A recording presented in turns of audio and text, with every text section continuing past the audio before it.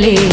High power ఉల్లాసం, high power ఉత్సాహం, high power ఆరోగ్యం, హై పవర్ ఆనందం. గుంటూరు వారి XXL మరియు హై పవర్ హార్స్ దేశవాళీ మినపగుళ్ళు. బంధాలు అనుబంధాలు మరింత దృఢంగా, మరింత బలంగా.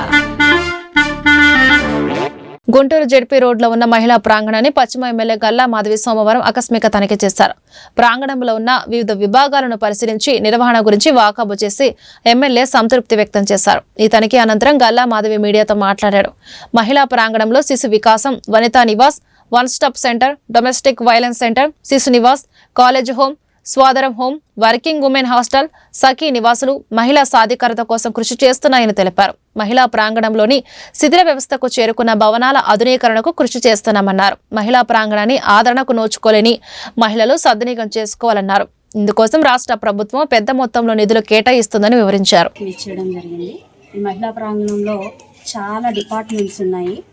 అందులో ప్రధానంగా one stop centre, domestic violence centre, ఈ శిశు గృహాస్ ఉన్నాయి. అదేవిధంగా కాలేజ్ ఎట్ హోమ్ ఉంది, అండ్ వర్కింగ్ ఉమెన్స్ హాస్టల్ ఉంది, స్వదార్ హోమ్ ఉంది, అండ్ రీసెంట్గా స్టార్ట్ చేసిన వనితా నివాస్ ఉంది. ఇలాగా ఇన్ని ఉన్నాయి. ఇక్కడ కేవలం మహిళల కోసం, చిన్నపిల్లల కోసం, ఇక్కడ మహిళా అభివృద్ధి కోసం, వారి సంక్షేమం కోసం, సెక్యూరిటీ కోసం ఈ మహిళా ప్రాంతం మొత్తం కూడా నిర్వహించబడతా ఉంది. వీటి స్థితిగతులు ఏంటి అని ఒకసారి చూద్దామని రావడం జరిగింది. చాలా చక్కగా మెయింటైన్ అయితే జరుగుతూ ఉంది. కాకపోతే బిల్డింగ్స్ అన్నీ కూడా చాలా పురాతనమైన అవడం వల్ల శిథిలావస్థకు చేరున్నాయి కొన్ని. వీటన్నిటిని మళ్ళీ పునరుద్ధరించాల్సిన అవసరం ఉంది. ఎందరో ఆడపిల్లలు ఇక్కడ నివాసం ఉంటున్న పరిస్థితి ఏర్పడింది. అలాంటిది వీళ్ళు చక్కగా దానికి కౌన్సిలింగ్ ఇవ్వడము, వాళ్ళ సమస్యల్ని పరిష్కరించే ప్రయత్నం చేయడము, కోర్టుకి డైరెక్ట్ చేయడము, అక్కడి నుంచి వచ్చిన ఆదేశాల మేరకు మళ్ళీ వీళ్ళు ఆ ఆడపిల్లలందరినీ సంరక్షించడం చేస్తూ ఉన్నారు. చాలా బాగుంది. అదేవిధంగా ఈ శిశు గృహాలకు వచ్చాము. చాలామంది చిన్న పిల్లలు, తల్లులు వదిలేసి వెళ్ళిపోయిన పిల్లలందరినీ చూడడం జరిగింది. 6 సంవత్సరాల లోపు ఉన్న పిల్లలందరినీ వీళ్ళు పర్యవేక్షిస్తూ ఉన్నారు.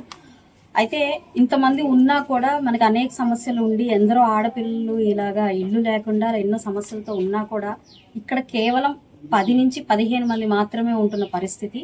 అంటే ఇక్కడ అవేర్నెస్ లేకపోవడం మాత్రమే ప్రధాన కారణంగా కనిపిస్తూ ఉంది. దీని గురించి తెలుసుకోవాల్సిన అవసరం ఉంది. ఇక్కడ అబాండన్డ్ ఉమెన్కి చాలా సౌకర్యాలు ఉన్నాయి.